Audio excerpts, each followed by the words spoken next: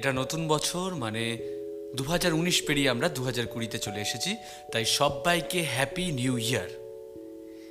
এবার এই new year শব্দটা মানেই তো নতুন চিন্তা, নতুন ভাবনা, সব কিছুই নতুন, মানে একটা নতুন আশা যে নতুন বছরটা ভালো কাটবে, নতুন বছর আমাদের জন্য অনেক ভালো খবর আনবে, ভালো সুযোগ আনবে, ভালো ভালো চিন্তা ভাবনা আমাদের মাথার মধ্যে আসবে। সব মিলিয়েই তো নতুন বছর। আচ্ছা, যদি বলি যে কোনো বছর কি জাস্ট উইশ করলেই হ্যাপি হয়ে যায়? না, উইশটা অবশ্যই দরকার হয়, কারণ এই উইশটা একটা ভালো চিন্তা বা ভালো কিছুকে স্বাগত জানার প্রথম প্রয়াস, মানে প্রথম স্টেপ আর কি। আর তারপরে একটা গোটা বছর মানে হচ্ছে 365টা দিন, আবার লিপিয়ার হলে অবশ্য একটা দিন বেড়ে যায়। কিন্তু কোনো দিন কি নিজে নিজেই ভালো হতে পারে? যদি প্রকৃতির অর্থে দিন ধরি, সে তো একটা নিয়মে, পৃথিবীর আহ্নিক গতি, সেখান থেকে একটা একটা করে দিন কেটে একটা বছর হয়। তাহলে পৃথিবী তো তার নিজের কাজ করে যাবে, আর এই দিন বদলাবে ক্যালেন্ডারের পাতায়। কিন্তু কোনো দিন কিভাবে ভালো হতে পারে? আমরা কোনো দিনকে তখনই তো ভালো বলবো যে যে দিনটার শেষে কিছু ভালো ফলাফল, কিছু ভালো কাজ, কিছু ভালো অভিজ্ঞতা হবে, তবেই তো আমরা দিনটাকে ভালো বলবো। কারণ আমরা মানুষেরা বেসিক্যালি কোন চিন্তাটা করি? যাতে আমরা ভালো থাকি। এই যে চারপাশে এত রিসার্চ, এত কমিউনিকেশন, নতুন নতুন অ্যাপ্লিকেশন, টেকনোলজিক্যাল অ্যাডভান্সমেন্ট, আসলে কেন? এই আমরাই ভালো থাকবো বলে তো।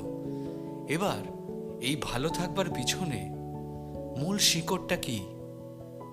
আমার যেটুকু অভিজ্ঞতা হয়েছে, এই ভালো থাকবার পিছনে মূল শিকড়টা কিন্তু ভালো চিন্তা ভাবনা, ভালো কিছু করার ইচ্ছে, ভালো কিছু করার তাগিদ। এবার কেউ প্রশ্ন করতেই পারে যে তাগিদ তো, হ্যাঁ ঠিক আছে, আমি নিজের ভালো করবার চেষ্টা করব, নিশ্চয় নিজের তো ভালো করতেই হবে। কিন্তু এই নিজে ভালো করব, নিজের ভালো করব, এই শব্দগুলোর মধ্যে কিন্তু একটু খতিয়ে দেখার সময় এসছে। বছরটা নতুন হয়েছে ঠিকই, আমরা মানুষগুলো তো পুরনোই আছি।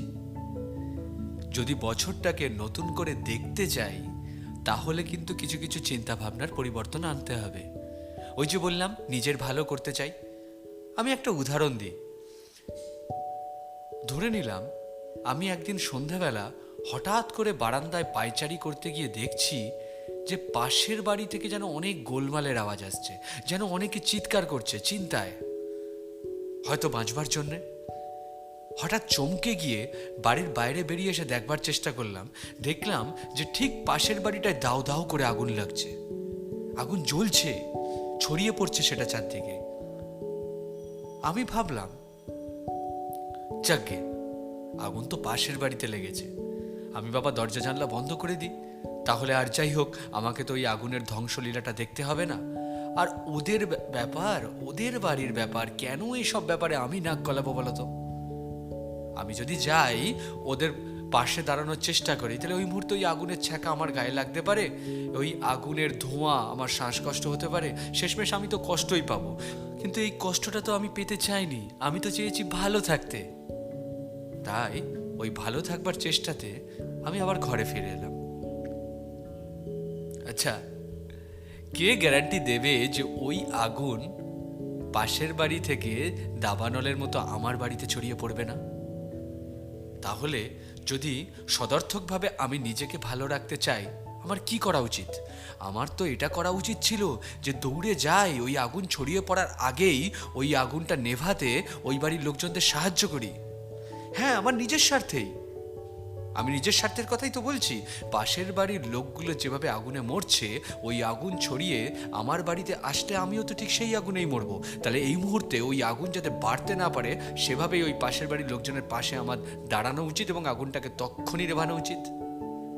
তাহলে দুটো চিন্তার মধ্যে খুব সামান্য তফাৎ, দুটোতেই আমি নিজের ভালোর চিন্তা করছি। কিন্তু প্রথমটায় যেখানে আমি চোখ বন্ধ করে নিয়েছিলাম, সেখানে কিন্তু আমার ক্ষতির সম্ভাবনা আমি নিজে আরও বাড়িয়ে দিলাম। আর দ্বিতীয়টায় আমাকে একটু সাহস দেখাতে হবে, কিন্তু আসলে আমি নিজের আরও সুদূর প্রসারী এবং অবশ্যম্ভাবী ভালো চিন্তা করতে পেরেছি। তাহলে এই চিন্তা ভাবনাগুলো যদি বদল আনি, এই চিন্তা ভাবনাগুলো যদি সুষ্ঠুভাবে চোখে সাজিয়ে নিই, মাথার মধ্যে গেঁথে নিই, তবেই তো একটা সময়, একটা বছর সুন্দর হবে। আমাদের মধ্যে একটা আত্মম্ভরিত বা অহংকার কাজ করে।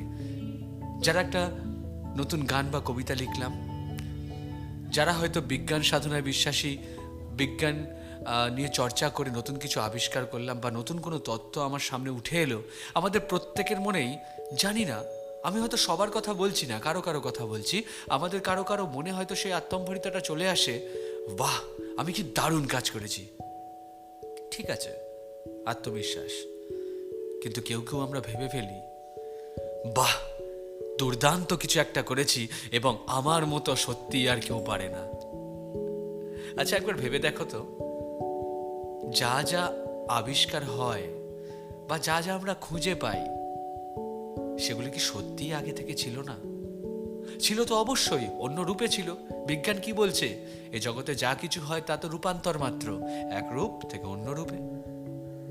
তাহলে কোনো কিছু আবিষ্কার করে বা কোনো কিছু খুঁজে পেয়ে বা কোনো কিছু বানিয়ে আনন্দ ঠিক আছে, উল্লাস ঠিক আছে, আত্মবিশ্বাসও ঠিক আছে, কিন্তু এটা কেন মনে করা যে আমি আমি একমাত্র যে এটা পেয়েছি, করতে পেরেছি এবং আমি একমাত্র পারি? সবই তো প্রকৃতির দান। কোনটা নিয়ে এসেছি আমরা? আমরা কি করে আনবো বলতো? আমরাই তো প্রকৃতি। আমরা প্রকৃতির অংশ নই? তাহলে